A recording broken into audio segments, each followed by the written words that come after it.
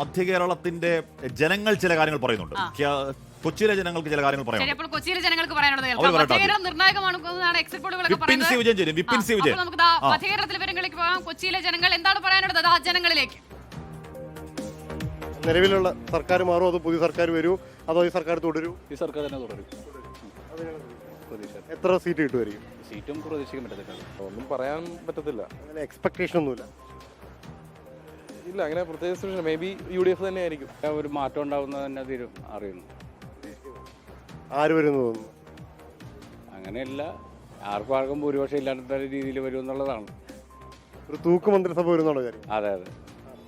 അപ്പൊ BJPക്ക് ഒരു സ്വാധീനം ഉണ്ടാവും വിചാരിക്കുന്നു. BJP നിർണായക ശക്തിയായിട്ട് വരും എന്നുള്ളതാണ് കണക്കൂട്ടൽ. ഇപ്പൊ ഭൂരിപക്ഷം നോക്കിയിട്ട് ഇപ്പൊ എല്ലാരും പറയുന്നത് UDF ആണെന്ന് അറിഞ്ഞത്. ഞാൻ ചെയ്തിരിക്കുന്നത് LDF-നാണ്, പക്ഷെ കേൾക്കുന്നത് UDF ജയിക്കണേന്ന് പറയണത്. ചേട്ടൻ എങ്ങനെ തോന്നുന്നത്? എന്റെ പാർട്ടി LDF ആണ്, അവരെന്നെ ജയിക്കുള്ളൂ. സീറ്റ് കിട്ടും. സീറ്റിന്റെ കാര്യം എനിക്ക് പറയാൻ പറ്റില്ല, പക്ഷെ നമ്മൾ ജയിച്ചേ പറ്റൂ. ആവശ്യമാണ്, ജയിച്ചില്ലെങ്കിലും ഒന്നും കിട്ടൂല. UDF പറയണെങ്കിൽ ഇവിടെ ഒരു സാധനം ഉണ്ടാവില്ല, ഒക്കെ കട്ട് മുട്ടിപ്പിച്ച് നശിപ്പിച്ചളെ വരും. UDF ജയിക്കും, അത്രേ ഉള്ളൂ. UDF അധികാരത്തിൽ വരും. അവർ അധികാരത്തിൽ വരും, ഒരു 90 കിട്ടും. അധികാരം UDF ഉറപ്പായിട്ടും. ഒരു 83 സീറ്റ്. എത്ര? 83. BJP അക്കൗണ്ട് കൊടുക്കും. ഒരു അക്കൗണ്ട് കൊടുക്കും. എവിടെയായിരിക്കും? രണ്ടിലൊന്നും പറയാം. ഒന്നിലെ നേമത്തും അല്ലെങ്കിൽ പാലക്കാടും. അപ്പോൾ പ്രിയപ്പെട്ട പ്രേക്ഷകർ, ഇവിടെ നമ്മുടെ കമന്റ് ബോക്സിൽ ഒരുപാട് പേർ ഗുഡ് മോർണിംഗ് അയക്കുന്നുണ്ട്. LDF UDF എന്ന് പറയുന്നുണ്ട്. അവർ എന്താണ് വലിയ പ്രകടനം നടത്തുന്നുണ്ട്. ഒരുപാട് മെസ്സേജുകൾ. ആവേശം അങ്ങനെ അണപൊട്ടി വരട്ടെ അല്ലേ? അണപൊട്ടി വരും. തോൽക്കില്ല, തോൽക്കുവാനോ മനസ്സിൽ, തോറ്റുവെങ്കിൽ തോറ്റുകാലം എന്ന് നിഷ പറയുന്നുണ്ട്. അങ്ങനെ പലരും പറയുന്നുണ്ട്. LDF ജയിക്കുന്നു പറഞ്ഞു, UDF ജയിക്കുന്നു പറഞ്ഞു, NDA 10-30 സീറ്റ് പിടിക്കുന്നു പറയുന്നവരുണ്ട്. NDA അധികാരത്തിലേക്ക് എത്തുന്നു പറഞ്ഞ പ്രേക്ഷകരുണ്ട്. അങ്ങനെ പ്രേക്ഷകരുടെ പ്രതീക്ഷകൾ അങ്ങനെ അണപൊട്ടി ഒഴിവാണ്. UDF പവർ, LDF തൂക്കി ചുവന്ന കാര്യങ്ങളോടെ എന്ന പാട്ട് പാടാൻ ഇവിടെ തമിഴ്നാട്, അസം, ബംഗാൾ, പുതുച്ചേരി, കേരളം എവിടെ? എന്ന് പറഞ്ഞാൽ അതുണ്ട് കേട്ടോ. എന്ന് പറഞ്ഞാൽ കേരളം മാത്രമല്ല, തമിഴ്നാട്, അവിടെ സ്റ്റാലിൻ തൂക്കോ അതോ വീഴോ അതോ വിജയ് എടുക്കോ അണ്ണനെടുക്കോ എന്നുള്ള ചോദ്യം അവിടെ നിൽക്കുന്നുണ്ട്. അസമിൽ ഹിമന്ത് ബിശ്വ BJP അധികാര തുടർച്ച ഉണ്ടാവുമോ എന്നുള്ളതുണ്ട്. ബംഗാളിൽ വങ്കനാട്ടിൽ രീതി അട്ടിമറിക്കപ്പെടുമോ എന്ന ചോദ്യം അവിടെ നിൽക്കുന്നുണ്ട്. പുതുച്ചേരി അടക്കമുള്ള സ്ഥലങ്ങളിലുണ്ട്. എല്ലാ സ്ഥലങ്ങളിലെയും എന്ന് പറഞ്ഞാൽ നമുക്ക് ഇന്ന് പ്രയോറിറ്റി പ്രിയപ്പെട്ട പ്രേക്ഷകർ എല്ലാവർക്കും പറയും അത് കേരളമാണ്. അത് കഴിയുമ്പോൾ എല്ലായിടത്തും വരും. അതൊരു തീരുമാനം ഉണ്ടാക്കിയിട്ട് നമുക്ക് എല്ലായിടത്തും നമ്മൾ പോകും. അതിനിടയിൽ വരുന്ന വിവരങ്ങൾ കൃത്യമായി തരും കേട്ടോ. അതല്ലാതെ കേരളം മാത്രം നമ്മൾ നോക്കുമ്പോൾ എന്ന അർത്ഥമൊന്നുമില്ല.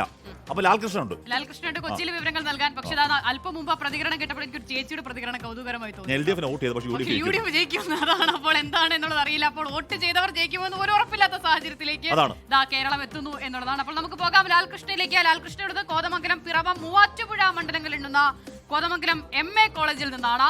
ലാൽകൃഷ്ണ, ആദ്യ മിനിറ്റുകളിൽ വേണം കേരളത്തിന്റെ ദിശ എങ്ങോട്ട് എന്നുള്ള സൂചനകൾ, ഒരുക്കങ്ങൾ, ക്രമീകരണങ്ങളൊക്കെ പൂർത്തിയായിട്ടില്ലേ അവിടെ?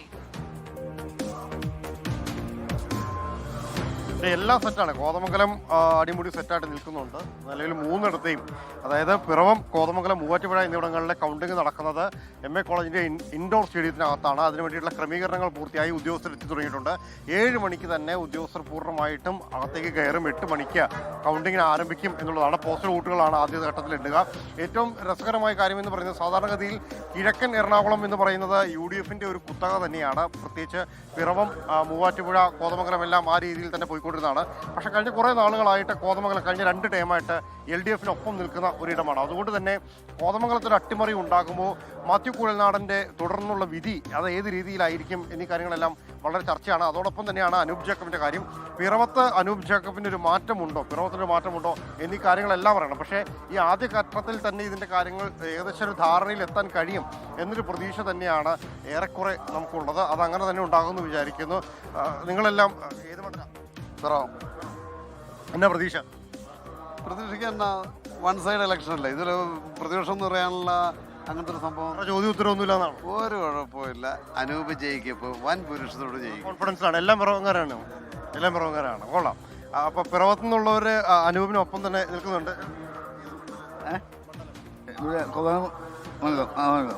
എന്ന സാധ്യത എങ്ങനെയാണെന്ന്? ഉറപ്പായിട്ട് UDF ജയിക്കും. നമ്മൾ കണ്ടവരെല്ലാവരും UDF-ന്റെ പക്ഷം നിൽക്കുന്ന ആൾക്കാരാണ്.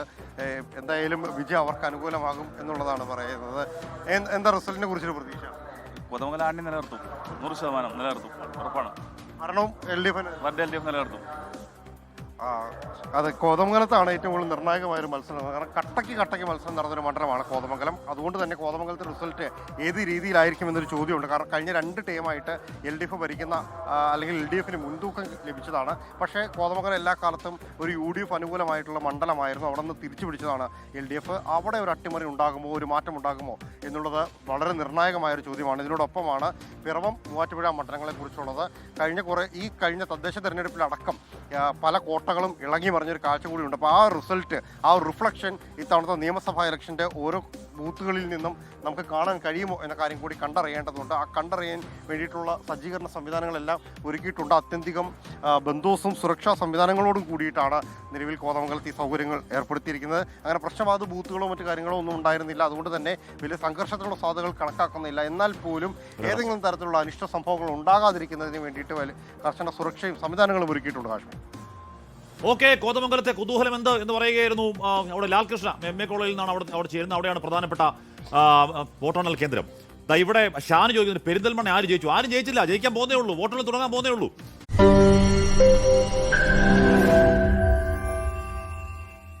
ലോകത്തെവിടെയായാലും ഏത് സമയത്തും 24 വാർത്തകളും ഓഗ്മെന്റഡ് റിയാലിറ്റി പാക്കേജുകളും എക്സ്പ്ലെയിനറുകളും വിശദമായി കാണാൻ ഞങ്ങളുടെ YouTube ചാനൽ നിങ്ങൾക്ക് സബ്സ്ക്രൈബ് ചെയ്യാം.